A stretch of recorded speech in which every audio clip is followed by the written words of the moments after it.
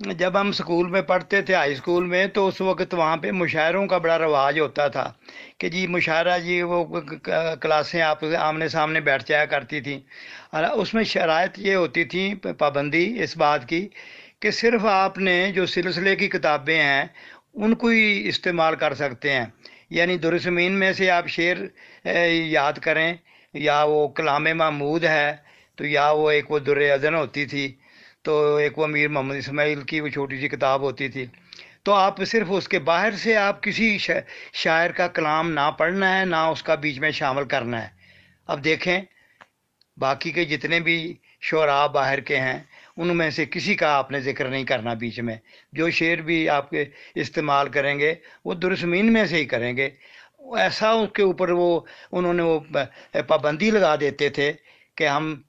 مجبور تھے، اور ہم اب ہمیں خود سوچ سوچ کے اپنے اوپر ہنسی آتی ہے کہ ہم اس وقت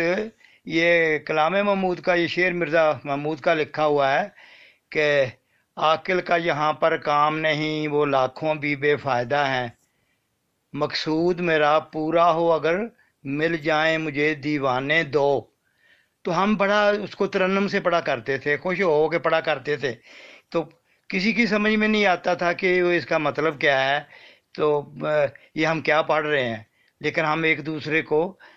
ترنم سے سنایا کرتے تھے اور ایک عرصہ تک۔